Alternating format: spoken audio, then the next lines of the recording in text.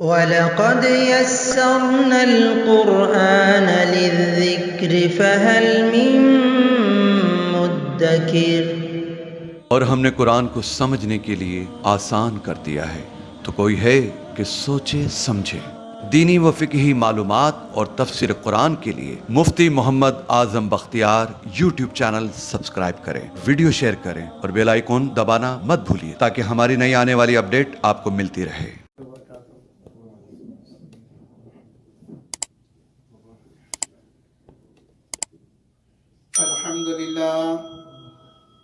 الحمد لله نحمده ونستعينه ونستغفره ونؤمن به ونتوكل عليه ونعوذ بالله من شرور أنفسنا ومن سيئات أعمالنا من يهده الله فلا مضل له ومن يضلل فلا هادي له وأشهد أن لا إله إلا الله وحده لا شريك له وأشهد أن محمدا عبده ورسوله أرسله الله تعالى إلى كافة للناس بشيرا ونذيرا وداعيا إلى الله بإذنه وسراجا منيرا صلى الله تعالى عليه وعلى آله وأصحابه وبارك وسلم تسليما كثيرا كثيرا أما بعد فأعوذ بالله من الشيطان الرجيم بسم الله الرحمن الرحيم آگے آ جاؤ بسم اللہ الرحمن الرحیم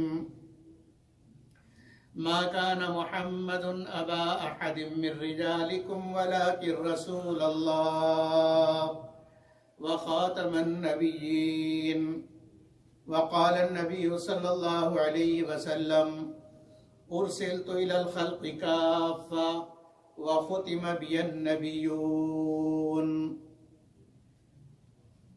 صدق اللہ العظیم وصدق رسولہ النبی الکریم۔ میرے عزیزو بھائیو دوستو بزرگو، اللہ جل جلالہ و عم نوالہ نے قرآن نازل کیا اور انسان کے لیے جو چیزیں ضروری ہیں ان سب کو تفصیل کے ساتھ اللہ نے بیان کیا۔ عقائد میں، اعمال میں، معاملات میں، معاشرت میں، گھریلو معاملات، بیرونی معاملات، ملکی معاملات، سب اللہ رب العزت نے بیان فرمایا ہے۔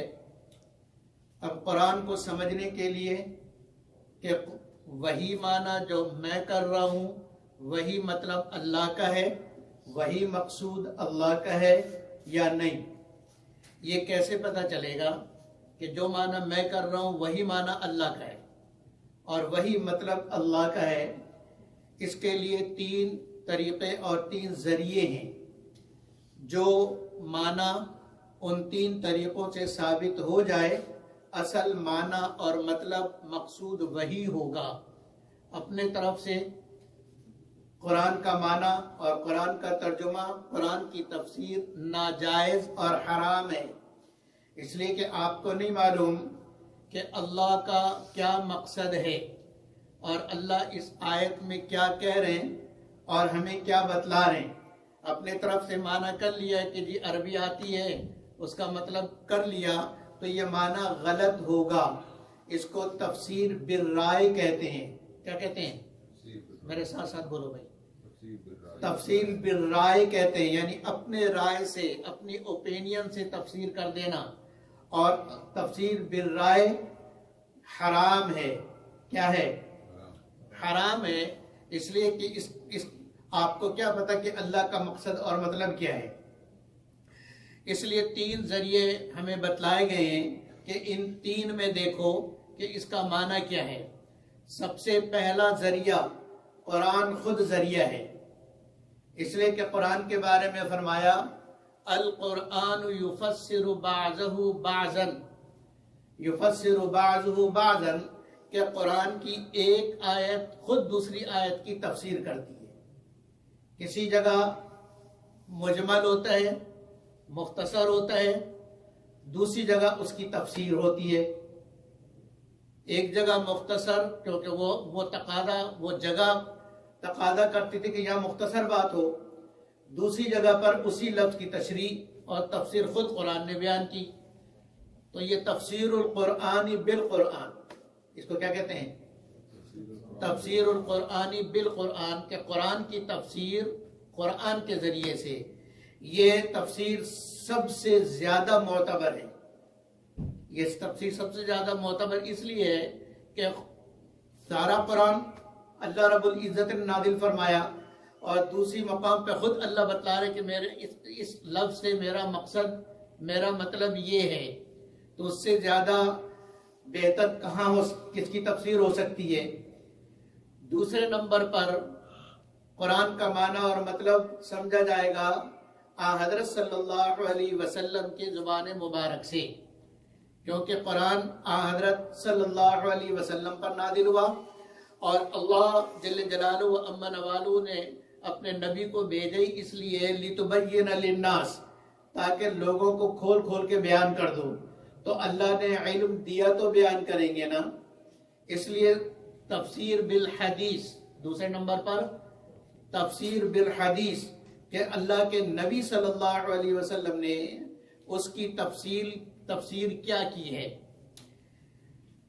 تیسرے نمبر پر تفسیر باللغات، کہ لغت کی ایتھینٹک بکس، مسلم بک، وہ کتابیں جس کو عرب بھی مانتے ہیں، عجم بھی مانتے ہیں، اور صدیوں سے امت اس کتاب کے صحیح ہونے پر متفق چلی آئی ہے. تو ان لغات کے ذریعے سے تفسیر کیا جائے گا، جس کو تفسیر باللغات کہتے ہیں. اس کو تفسیر باللغات کہتے ہیں کہ قرآن کی تفسیر لغات کے ذریعے سے. اب ہم قرآن حکیم کی آیت کو دیکھتے ہیں کہ اللہ جل جلالہ و عم نوالہ نے بیان فرمایا ما کان محمد ابا احد من رجالکم ولکن رسول اللہ و خاتم النبیین.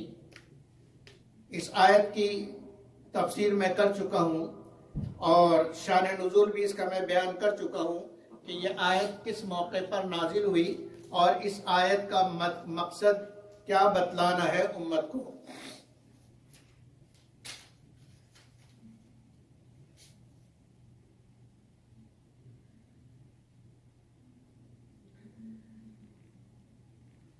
اس میں لفظ ہے تو شان نزول کی طرف میں نہیں جاتا، کیونکہ شان نزول آپ کو معلوم ہے کہ جب حضرت زید رضی اللہ عنہ کی اہلیہ حضرت زینب سے نبی اکرم صلی اللہ علیہ وسلم نے نکاح فرمایا، اور زید کو نبی اکرم صلی اللہ علیہ وسلم نے اپنا منہ بولا بیٹا بنایا تھا. تو اس وقت کے قاعدے کے مطابق اور عام طور پہ جو مشہور تھا کہ لے پالک بیٹا، منہ بولا بیٹا، اڈاپٹڈ سن، بالکل ایسے ہی ہے جیسے ریل اور اپنا بیٹا ہے. تو جیسے اپنے بیٹے کی بیوی سے نکاح کرنا جائز نہیں ہے، حرام ہے، ایسے ہی وہ سمجھتے تھے کہ لے پالک بیٹے کی بیوی سے بھی نکاح کرنا حرام ہے.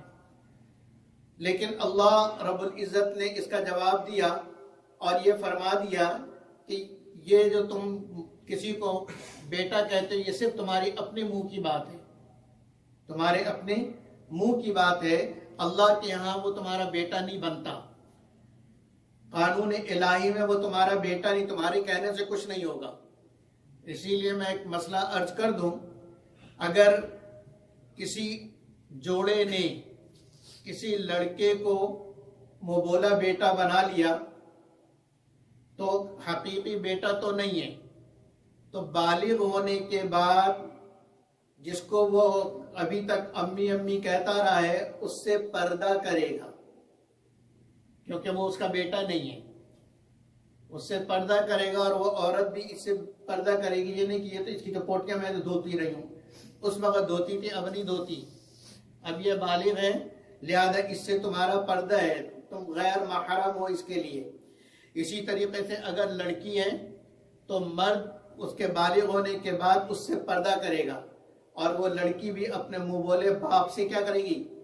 پردہ کرے گی.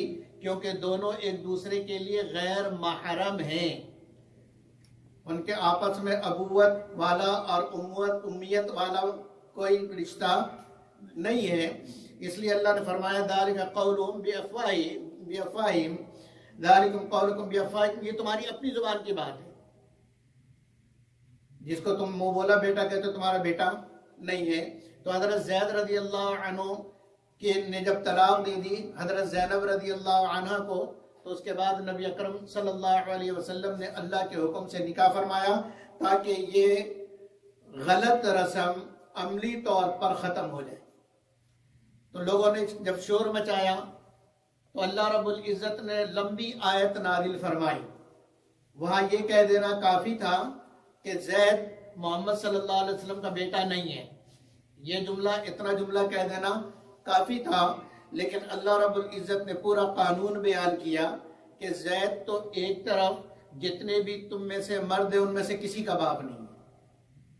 محمد صلی اللہ علیہ وسلم کی کوئی نرینہ اولاد جوانی تک نہیں پہنچی اور مرد کہلانے تک کی عمر تک نہیں پہنچی، اس لیے آپ صلی اللہ علیہ وسلم کسی مرد کے باپ نہیں ہیں۔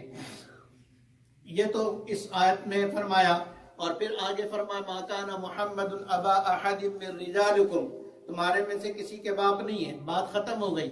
لیکن آگے اللہ نے کلام کو چلایا اور فرمایا کہ میرا نبی ہے کیا، ولکن رسول اللہ، یہ اللہ کا رسول ہے، ایک ٹائٹل۔ دوسرا ٹائٹل وخاتم النبیین، کہ یہ سارے نبیوں کو ختم کرنے والے، سارے نبیوں کے اختتامی، سارے نبیوں کے آخری ہیں۔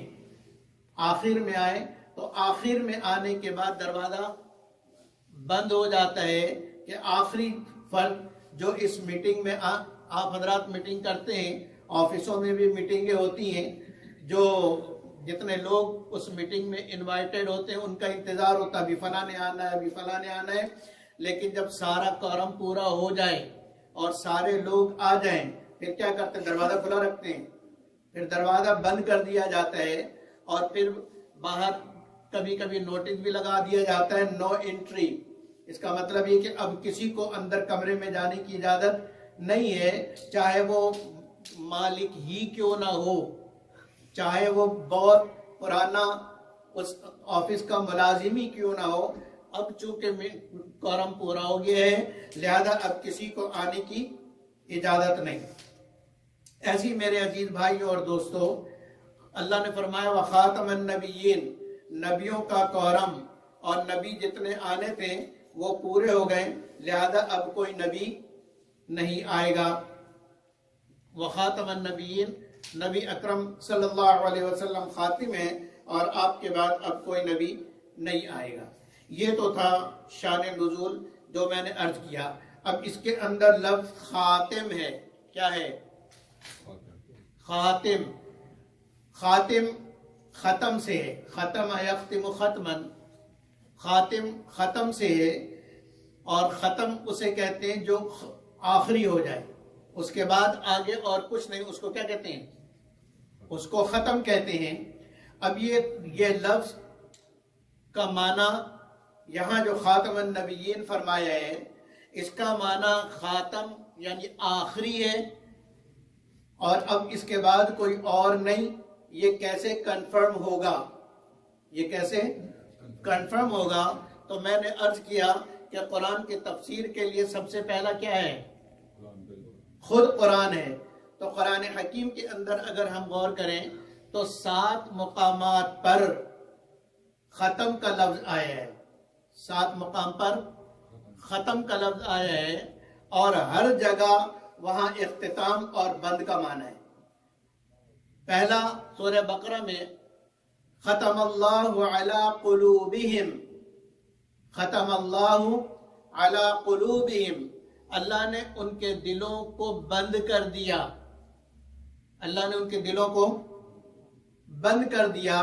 یہ بند میں مہر کا معنی کر رہا ہوں، کیونکہ مہر لگا کے لفافے کو کیا کر دیا جاتا ہے؟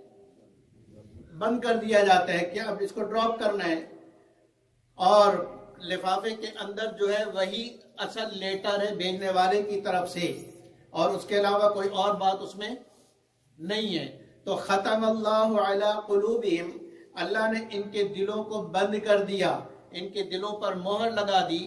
اور مہر لگانے کا مطلب یہ ہوتا ہے کہ باہر سے کوئی چیز اندر نہیں جائے گی اور اندر کی کوئی چیز باہر نہیں آئے گی. دروازہ بند ہو گیا ہے.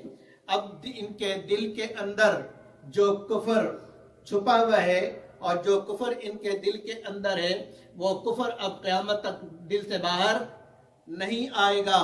اور توحید ایمان باہر سے کبھی ان کے دل کے اندر داخل نہیں ہوگا، کبھی ان کے دل کے اندر داخل نہیں ہوگا. اس لیے کہ اللہ نے اس کو سیل کر دیا، سیل پیک ہو گیا. اور سیل پیک اسی کو کہتے ہیں کہ اب اس میں مزید کوئی جگہ نہ رہے. تو ایک تو اللہ رب العزت نے یہ معنی کیا ختم اللہ علی قلوبہم، اور دوسرے مقام پر اللہ تعالیٰ نے فرمایا وختم علی سمعہم وابصارہم، اللہ رب العزت نے ان کے دلوں، ان کے آنکھوں پر بھی مہر لگا دی، ان کے کان پر بھی مہر لگا دی. اور وہاں پر بھی ختم کا معنی بند کرنا ہے. کیا ہے؟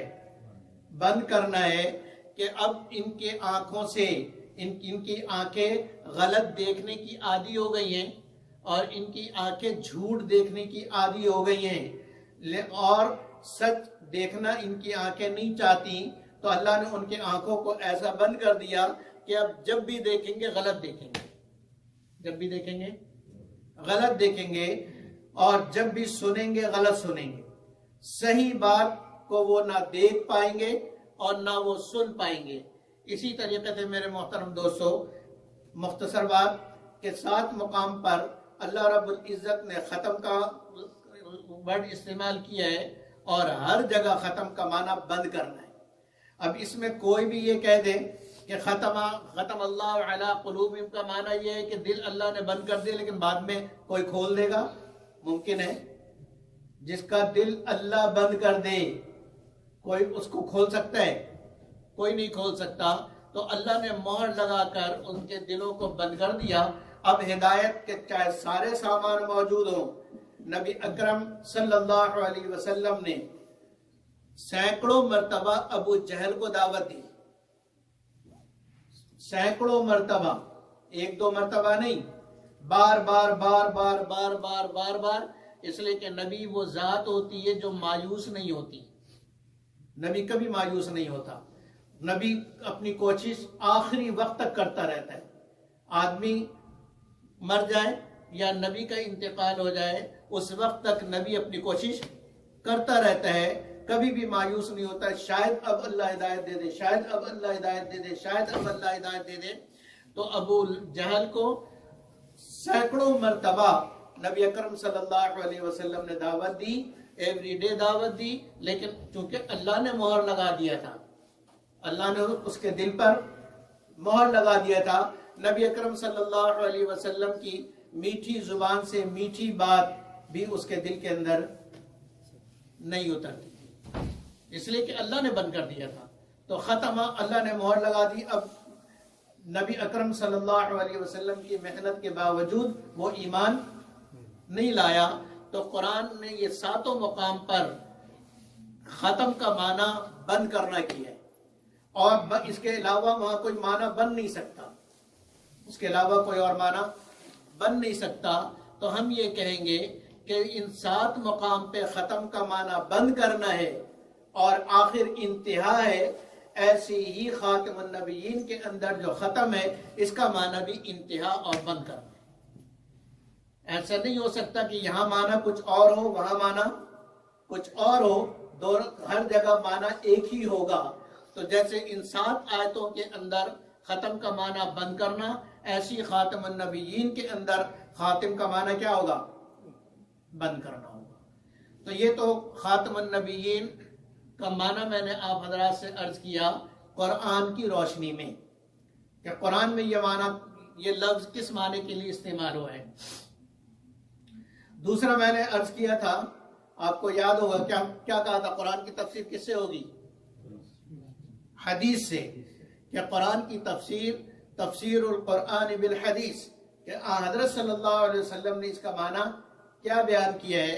حضرت صلی اللہ علیہ وسلم کی 210 احادیث، 100 قرآن کی آیتیں جو ختم نبوت کو بیان کرتی ہیں، اور 210 احادیث ڈائریکٹلی جو ختم نبوت کو بیان کرتی ہیں، جس میں صرف معنی کر لے تو ختم نبوت کا معنی اس میں سے نکلے گا اور کوئی معنی نہیں نکل سکتا۔ ایسی 210 صحیح احادیث ہیں۔ حدیث متواتر، کون سی حدیث ہے؟ حدیث متواتر سب سے معتبر حدیث ہوتی ہے۔ حدیث کی جتنی بھی قسمیں ہیں، حدیث متواتر ان میں سب سے معتبر قسم ہوتی ہے، اس لیے کہ حدیث متواتر اس حدیث کو کہتے ہیں کہ جس کو نقل کرنے والے صحابہ رضوان اللہ علیہم اجمعین کے دور سے تابعین، تبع تابعین اور بعد کی ساری امت ابھی تک اس حدیث کو نقل کرنے والے اتنے لوگ ہوں مختلف دنیا کے مختلف علاقوں میں اور دنیا کے مختلف جگہوں پر، اتنے لوگ ایک ہی بات کو بیان کر رہے ہیں کہ جن کا جھوٹ پر جمع ہونا عقلاً منع ہے۔ یعنی عقل تسلیم نہیں کرتی کہ ایک آدمی شام میں بیٹھا ہوا وہ بھی وہی بات کہہ رہا ہے اور پاکستان میں بیٹھا ہوا وہ بھی وہی بات کہہ رہا ہے، دونوں کی آپس میں ملاقات کبھی نہیں ہوئی، کوئی کمیونیکیشن نہیں ہے، کوئی موبائل نہیں ہے، اس سب کے باوجود بات ایک ہی کر رہا۔ ادھر جو ہے وہ ترمذ میں رہنے والا وہ ایک ہی بات کر رہا، اور سجستان میں رہنے والا ایک ہی بات بیان کر رہا، بخارا میں رہنے والا ایک ہی بات بیان کر رہا۔ تو جب ایک ہی بات کو اتنے مختلف علاقوں کے رہنے والے جن کا آپس میں کوئی تعلق نہیں اور آپس میں کوئی کمیونیکیشن نہیں، آپس میں کوئی رابطہ نہیں، آپس میں کوئی ایسا استادی شاگردی کا تعلق نہیں، سب جب اس بات کو نقل کر رہے ہیں تو اس کا مطلب ہے کہ یہ بات صحیح ہے، اس کو اس کے اپنے استادوں کے ذریعے سے ذرائع سے یہ بات ملی اور دوسرے علاقے کے رہنے والوں کو اپنے ذرائع سے یہ بات ملی اور بات ایک ہی ہے، تو یہ کنفرم ہو جائے گا کہ یہ بات جھوٹ نہیں ہے، یہ بات جھوٹی نہیں ہے، اور اس میں کسی قسم کی تعویل نہیں ہو سکتی، کسی قسم کی اپنے طرف سے بات اس میں نہیں بنائی جا سکتی۔ اس کو حدیث متواتر کہتے ہیں۔ تو احادیث متواترہ میں 210 احادیث جس میں نبی اکرم صلی اللہ علیہ وسلم نے یہ معنی بیان کیا۔ ایک جگہ فرمایا ارسلت الی الخلق کافہ، ارسلت الی الخلق کافہ، کہ مجھے سارے مخلوق کی طرح بھیجا گیا ہے۔ اللہ رب العزت نے جب اپنا تعارف بیان کیا تو کیا فرمایا؟ الحمدللہ رب العالمین، رب العالمین۔ جتنے قسم کے جہان ہیں، جتنے قسم کی کروڑوں جہان ہیں، انسانوں کا جہان الگ، جنوں کا جہان الگ، فرشتوں کا جہان الگ، زمین کے اوپر والی مخلوق کا جہان الگ، جنگل والوں کا جہان الگ، پانی والوں کا جہان الگ، فضا والوں کا جہان الگ، آسمان والوں کا جہان الگ، ہر ایک کا جہان الگ الگ ہے۔ تو اللہ ان سب جہانوں کا پالنے والا ہے، ان سب جہانوں کا پالنے والا ہے۔ تو اللہ نے اپنے بارے میں فرمایا الحمدللہ رب العالمین، سارے عالم کے لیے۔ اور نبی اکرم صلی اللہ علیہ وسلم کے بارے میں قرآن نے کیا کہا؟ وَمَا أَرْسَلْنَاكَ إِلَّا رَحْمَةً لِلْعَالَمِينَ، ہم نے آپ کو رحمت بنا کے بھیجا عالمین کے لیے۔ پلورل ہے، جمع ہے، کہ جتنے عالم کا رب اللہ ہے ان سب عالم کے لیے رحمت نبی اکرم صلی اللہ علیہ وسلم ہے۔ اور قرآن کے بارے میں فرمایا کہ قرآن سارے عالم کے لیے ہدایت، سارے عالم کے لیے ہدایت، چونکہ قرآن پہ عمل کا تعلق صرف انسانوں سے ہے اور جنوں سے ہے، اس لیے فرمایا وما خلقت الجن والانس الا لیعبدون۔ اور دوسری جگہ فرمایا شہر رمضان الذی انزل فیہ القرآن ھدی للناس، کہ سارے انسانوں کے لیے۔ اب وہ سارے انسانوں کے لیے اللہ نے یہاں کوئی قید نہیں لگائی کہ کس زمانے کے انسان، کس زمانے کے انسانوں کے لیے قرآن ہدایت ہے۔ یہ نبی اکرم صلی اللہ علیہ وسلم کی حیات طیبہ تک، صحابہ کے دور تک، تابعین کے دور تک، تبع تابعین کے دور تک، 100 سال 200 سال 300 سال 400 سال، اس کی کوئی قید نہیں لگائی. فرمایا قیامت تک جب تک انسان آتے رہیں گے قرآن ان کے لیے ہدایت ہوتا رہے گا. قرآن سب کے لیے ہدایت، اس لیے کہ قرآن پہ عمل کرنے والی دو ہی مخلوق ہے. عمل کرنے کے مکلف دو مخلوق ہے، انسان اور جنات. اس حیوان کو کوئی ضرورت نہیں، ان کے لیے کوئی حلال حرام نہیں، مچھلیوں کے لیے کوئی حلال حرام نہیں، ان کے لیے سب چیز ٹھیک ہے، اس لیے کہ وہ مکلف ہی نہیں ہے. ان کو حکم ہی کوئی نہیں دیا. ان کو حکم ہے کہ صرف اللہ کی تسبیح کرتے رہو، اور وہ تسبیح کرتے رہتے ہیں اپنے اپنے انداز میں.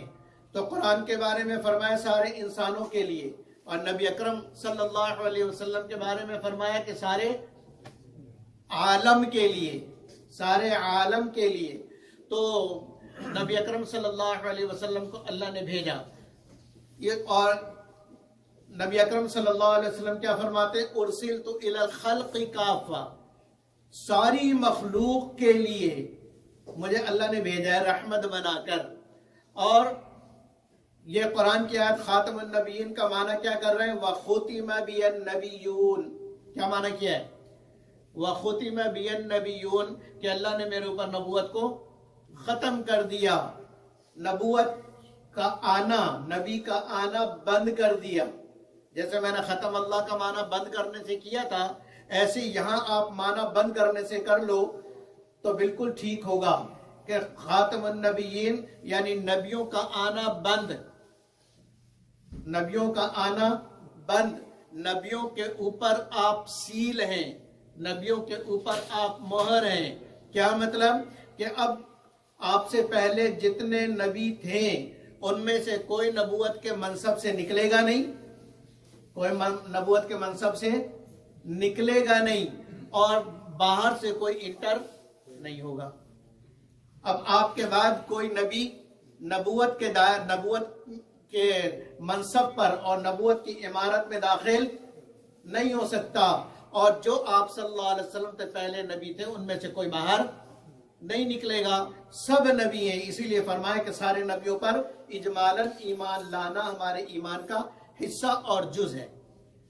تو فرمایا وَخُتِمَ بِيَ النَّبِيُّونَ، کہ سارے نبیوں کا آنا مجھ پر ختم کر دیا اور بند کر دیا، مجھے سب سے آخر میں بھیجا، اور کہا کہ بس اب اور کوئی نبی نہیں.